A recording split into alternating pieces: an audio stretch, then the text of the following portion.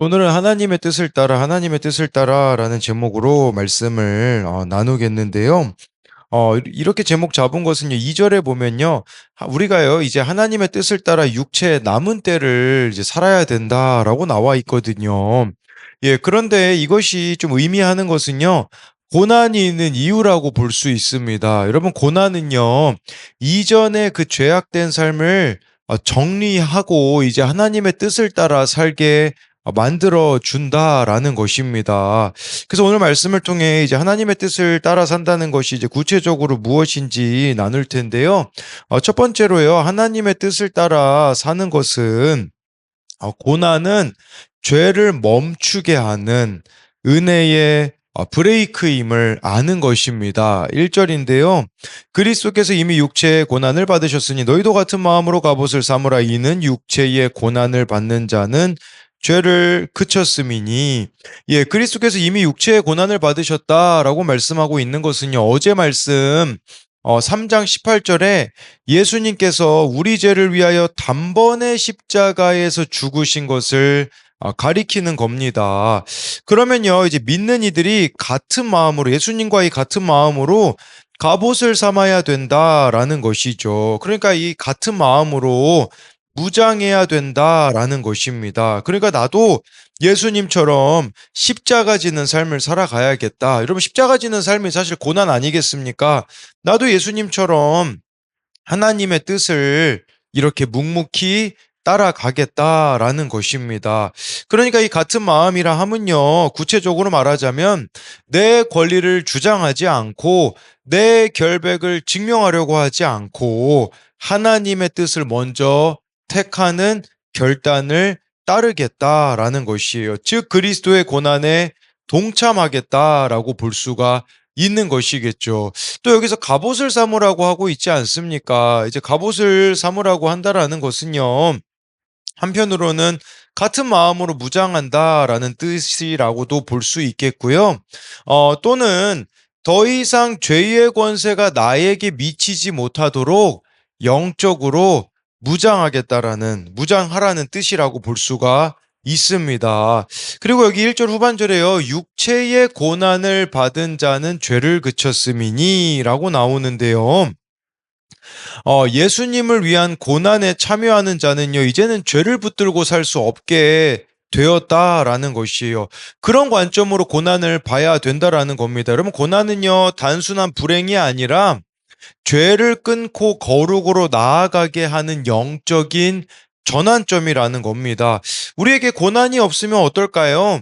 죄를 합리화할 것이며 회개하지 않을 것입니다. 그리고요, 계속 자기 중심적으로만 살아갈 것입니다. 그러나 고난이 오게 되어지면요, 이제 변명이 사라지고 우리 한 사람 한 사람이 하나님 앞에 서게 되거든요. 그렇게 고난은 이 죄를 멈추게 하는 은혜의 브레이크라는 것을 말씀하고 있는 것입니다. 2절에요. 그 후로는 다시 사람의 정욕을 따르지 않고 하나님의 뜻을 따라 육체의 남은 때를 살게 하려 함이라. 예, 여기서 말하는 그 후로는 이 그 후가 어디겠습니까? 바로 그리스도의 고난에 동참한 이유를 말하는 것입니다. 그리스도의 고난에 동참하는 사람은요, 남은 인생을 다시 사람의 정욕을 따르지 않는다라고 말씀해 주고 있습니다.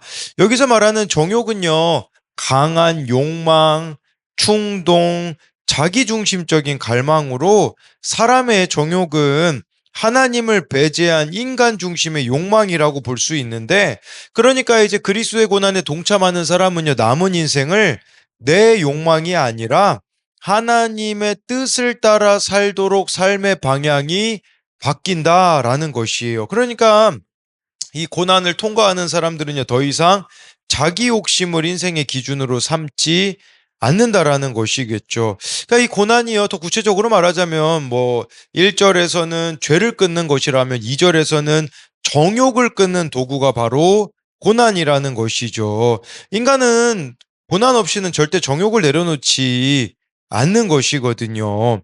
그러니까 고난은 내 뜻의 사망 선고라고 볼 수 있습니다. 그래서 고난이 저주가 아니라 하나님의 뜻으로 방향을 바꾸는 은혜의 수술이라고 할 수가 있는 것이죠. 그러면 이제 육체의 남은 때는 이전과 같은 삶을 살아가는 것이 아니라 중요한 것은요, 이제 이 남은 시간은 하나님의 뜻대로 살아내야 될 시간이다라는 것이에요. 그게 바로 하나님의 뜻을 따라 육체의 남은 때를 살게 하려 하심이라는 것으로 볼 수가 있는 것이죠.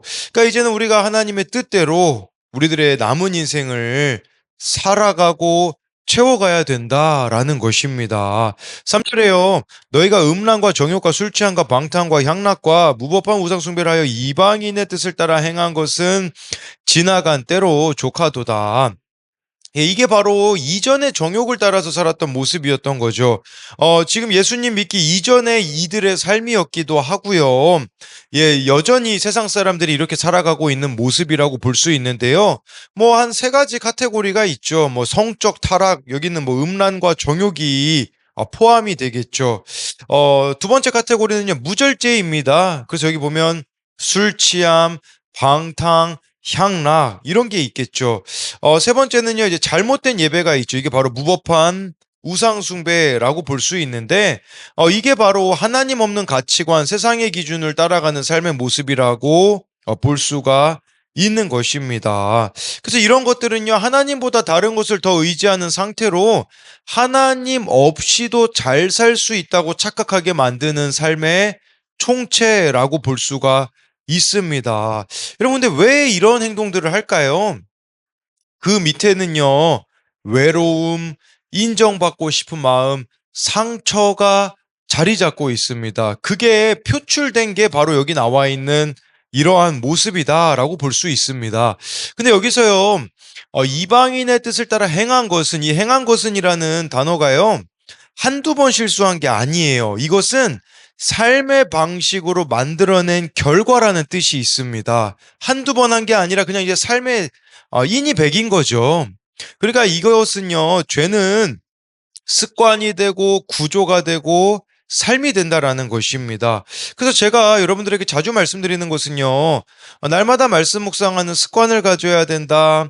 말씀이 들리는 구조 속에 머물러야 된다라고 말씀드리는 이유는요, 그래야 우리가 이방인의 뜻을 따라 행하는 게 아니라 하나님의 뜻을 따라 행하는 자가 될 수 있기 때문인 것입니다. 4절부터 6절을 보면요.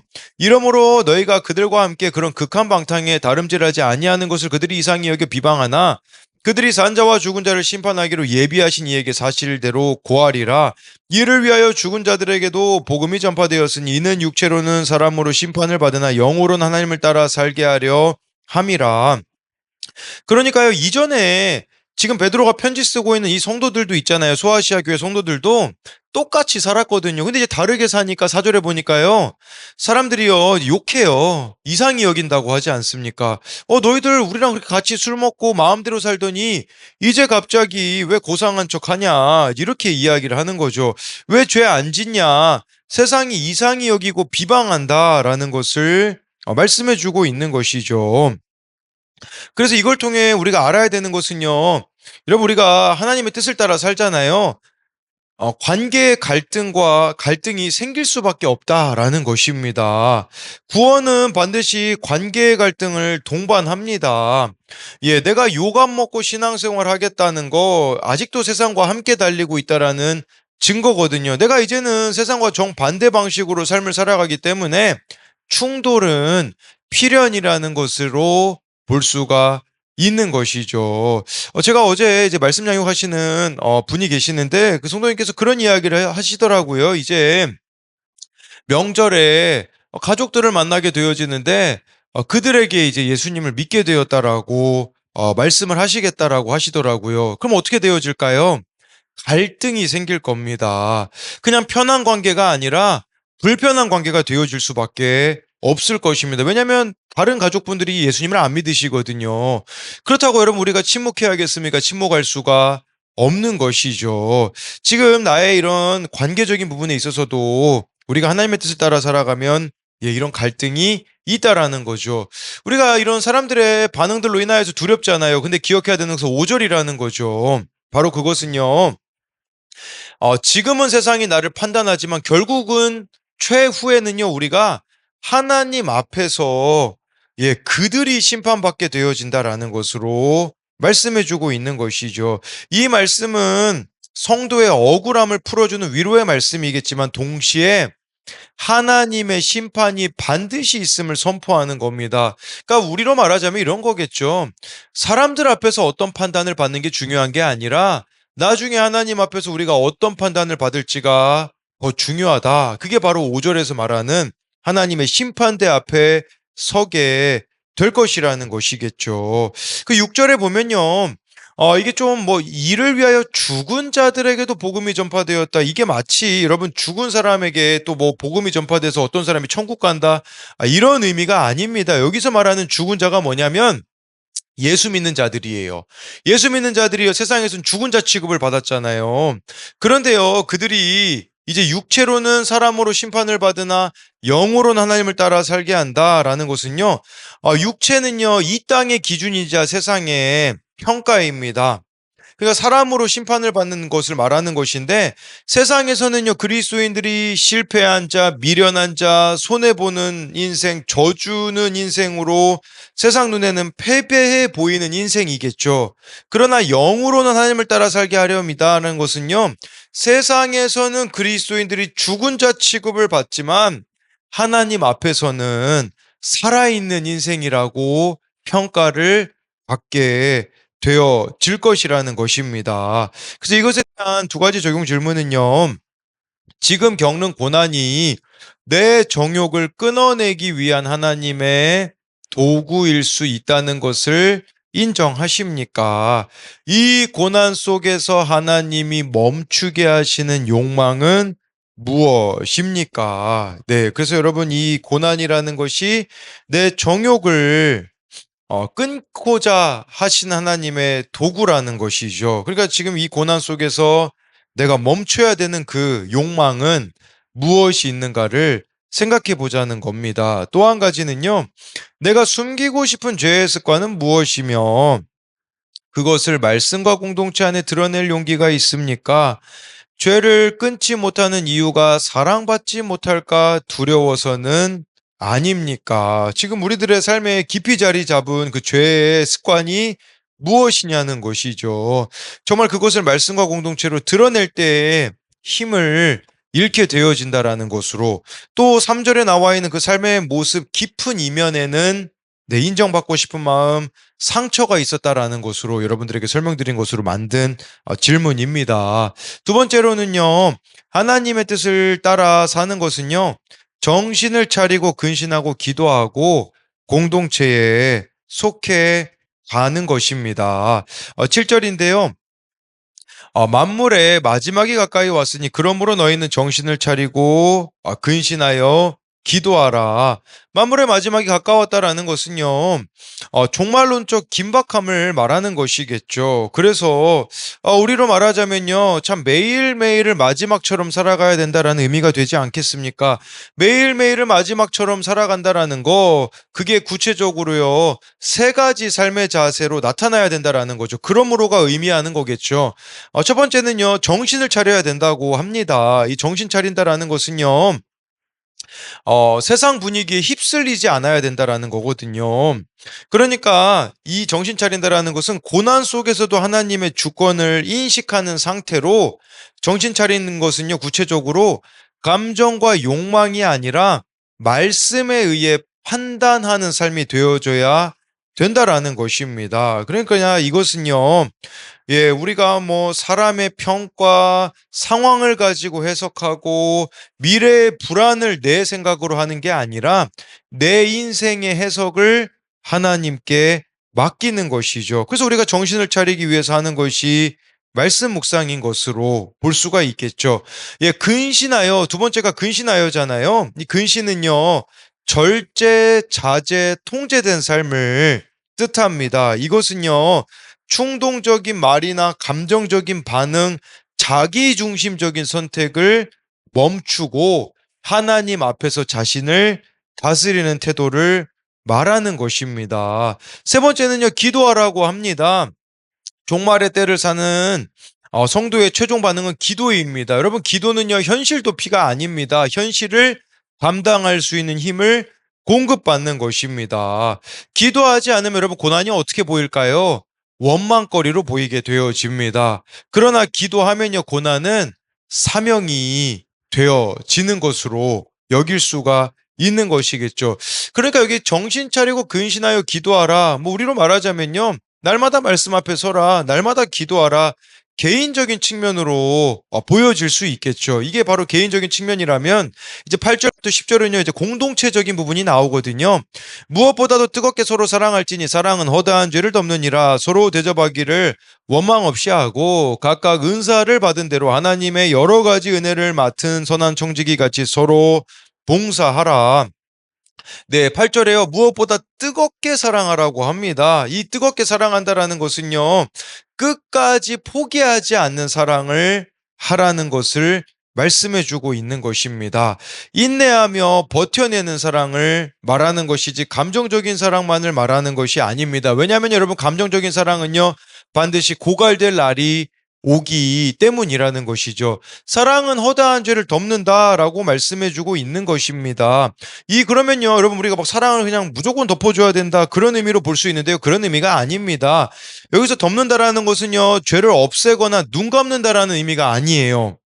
공개적으로 드러내어 이제는 더 이상 정죄하지 않는 것이죠. 그러니까 우리가 공동체에서 7이라는 게 우리 공동체에 있거든요. 그러니까 죄를 눈 감는 게 아니라 드러내고선요, 그 이후에 그것을 고백했을 때 덮어주는 사랑을, 그게 진짜 사랑이라는 것을 말씀해주고 있는 것이죠. 9절에 서로 대접하기를 원망 없이 하고, 이 당시에요, 성도들이 핍박이 심해가지고요, 막 서로 집에 이렇게 막 머물기도 했었거든요. 예, 그것을 기꺼이 하라는 것이겠죠. 우리로 말하자면요, 공동체 지체들을 위하여서 나의 시간을 내주는 거, 물질을 내주는 거, 삶을 내주는 것을요, 기꺼이 하라라는 의미가 될 수 있습니다. 10절은요, 은사 받은 대로, 예, 우리가 하나님의 여러 가지 은혜를 맡은 선한 청지기 같이 서로 봉사하라고 하는데, 우리가 은사라고 생각하면요, 뭐 타고난 재능 뭐 이런 것들로 생각하잖아요. 근데 이 베드로전서 맥락에서 은사는 뭘까요? 고난입니다. 예, 고난이 은사입니다. 그래서요, 이것은 그렇다면 여러분들의 그 실패, 상처, 중독, 깨어진 관계, 눈물의 세월, 이게 바로 다 고난 아니었겠습니까? 내가 가장 숨기고 싶은 인생의 그 고난들이 다른 사람을 섬길 수 있는 은사가 되어질 수가 있다라는 것을 말씀해 주고 있어요. 그래서 그것으로 공동체를 살리는 자가 되어져야 한다라는 것이겠죠. 그러니까요, 저는 실패 경험도 포함된다고 봅니다. 이제 돌아오는 주일에 우리가 창세기 말씀을 나눌 텐데요. 여러분, 이삭이 결혼하고요, 20년이 넘도록 자녀가 없습니다. 그런데요, 이삭이 딴짓을 안 합니다. 왜냐면요, 여러분, 아브라함이 자식 안 생길 때 어떻게 했습니까? 막 첩을 맞이하지 않았습니까? 근데 왜 이삭은요, 첩을 안 맞이했을까요? 아마 아버지로부터 들었겠죠. 그 자신이 잘못된 방향을 선택했을 때 어떤 고난을 당했는지를 분명히 아들에게 이야기해 줬겠죠. 그러니까요, 이 아들이요, 흔들림이 없는 것이에요. 여러분, 그게 은사로 봉사하는 모습이 아닐까? 저는 좀 이런 생각을 좀 해보게 됩니다. 우리 마지막으로 11절을 보면요, 누가 말하려면 하나님의 말씀을 하는 것 같이 하고 누가 봉사하려면 하나님이 공급하신 힘으로 하는 것 같이 하라. 이는 범사의 예수 그리스도로 말미암아 하나님이 영광을 받으시게 하려 함이니 그에게 영광과 권능이 세세에 무궁하도록 있느니라. 아멘이라고 말씀해 주고 있는데요. 네, 여러분, 여기서 은사는 나를 드러내기 위함이 아니라 하나님의 말씀과 하나님의 능력으로 섬기게 하는 도구라고 말씀해 주고 있습니다. 그래서 우리가 누군가 말하려면, 예, 우리 공동체에서요, 또는 누군가에게 뭐 교훈, 권면, 상담, 조언 해야 되죠. 그거 어떻게 해야 되냐면요, 말씀을 가지고 하라고 말씀해 주고 있는 것입니다. 이것은 여러분 내 생각으로 말하는 것이 아니라 하나님의 말씀이 뭐라고 하셨는가, 그것을 가지고 말하여야 된다라는 것이죠. 봉사하려면요, 내 힘으로 하면 안 된다라고 합니다. 저는요, 사실 누군가에게 말하거나 봉사하거나 내가 먼저 이렇게 말씀의 사람이 되어줘야 된다. 내가 먼저 하나님과 깊은 관계가 이루어져야 이 모든 것이 가능하다라는 의미로 다가오더라고요. 봉사만 하려는 사람들이 있거든요. 아닙니다. 여러분, 말씀 묵상을 하시고 봉사를 하셔야 됩니다. 그래야 이 봉사가 고갈되어지지 않는 것으로 볼 수가 있는 것이겠죠. 그래서 여러분이 공동체의 은사라 함은 결국은 반드시 십자가를 통과해야 된다라는 것입니다. 그래서요, 말하려고 하면요, 십자가를 통과한 말을 하십시오. 그래서 말해야 될 때와 말하지 말아야 될 때, 그것을 분별하며 말할 수 있어야 하며요. 봉사도 마찬가지입니다. 여러분, 십자가를 통과하는 봉사가 뭡니까? 사람들이 알아주지 않아도 할 수 있는, 그게 바로 십자가를 통과한 봉사가 되어줘야 되는 것이 아니겠습니까? 그래서 이것에 대한 적용 질문으로는요, 만물이 만물의 마지막이 가까이 왔다는 말씀을 오늘 내 삶으로 순종한다면 무엇을 내려놓고 무엇을 붙들어야 하겠습니까? 그래서 오늘을 마지막처럼 산다면 여러분들이 지금 버려야 되는 거, 취해야 되는 거, 이게 무엇이 있는가를 생각해 보자라는 겁니다. 나의 실패, 상처, 중독, 깨어진 관계, 눈물의 세월이 십자가를 통과하여 다른 사람을 살리는 은사로 쓰임 받고 있습니까? 여러분들의 그 실패, 상처, 중독, 깨어진 관계, 이게요, 그냥 약재료가 되는 게 아니라는 거죠. 십자가를 통과하여서 정말 그 가운데 우리가 회개함으로써 이제 그것이 다른 사람을 살리는 도구가 될 수 있다라는 것으로 설명을 드렸습니다. 그래서 오늘 말씀을 요약하면요, 하나님의 뜻을 따라 사는 것은 첫째로는요, 고난은 죄를 멈추게 하는 은혜의 브레이크임을 아는 것입니다. 여기 오늘 말씀의 고난은 우리가 사람의 정욕을 따르지 않게 해준다, 하나님의 뜻을 따라 살게 해준다라고 말씀하고 있기 때문입니다. 하나님의 뜻을 따라 사는 것은 두 번째로요, 정신을 차리고 근신하고 기도하고 공동체에 속해가는 것이라고 설명을 드렸습니다. 기도하겠습니다. 살아계신 하나님, 이제 우리에게 육체의 고난이 있는데 육체의 고난으로 인하여서 죄가 그치게 된다고 합니다. 사람의 정욕을 따르지 않게 되고 하나님의 뜻을 따라 살게 만들어준다고 합니다. 그러니까 고난이 축복입니다. 왜냐하면 고난 때문에 내가 하나님을 더 사랑하게 되고 더 알아가게 되고 닮아가기 때문입니다. 세상에서는 고난을 저주라고 말하지만 하나님 앞에서 이 고난은 바로 하나님을 위하여서 살아갈 수 있는 기회이며 또한 다른 사람을 살릴 수 있는 통로임을 기억하게 하여 주옵소서. 하나님, 또 오늘 말씀 가운데 중요한 것은 나중에 우리 모두가 다 하나님의 심판대 앞에 서게 되어진다라는 것입니다. 지금 이 땅에서 내 마음대로 살고 죄를 숨길 수 있을 거라고 생각하겠지만 하나님 앞에서는 다 드러납니다. 그리고 세상 사람들이 나를 비방하고 참 내가 예수님 믿는 것으로 인하여서 나를 무시하고 하지만 하나님 앞에서는 역전될 날이 올 것이라는 거, 그렇기에 사람의 평가를 두려워하는 게 아니라 하나님의 평가를 두려워할 수 있는 우리들이 되게 하여 주옵소서. 하나님, 정말 마지막 때가 가까이 왔음을 봅니다. 그렇기에 정신을 차리고 근신하여 기도하는 우리가 되게 하여 주시고, 무엇보다 서로 뜨겁게 사랑하기 원합니다. 내 사랑으로는 우리가 누군가를 사랑할 수 없기에 하나님의 사랑을 구함으로 가족들을 사랑하며 공동체 지체들을 사랑할 수 있도록 은혜를 베풀어 주시고, 우리에게 허락된 고난이 은사가 될 수 있다고 오늘 말씀하고 있기에 이것으로 십자가를 통과하여서 다른 사람을 살리는 우리 한 사람 한 사람이 되게 하여 주실 것을 믿으며 살아계신 예수님 이름으로 기도드립니다. 아멘.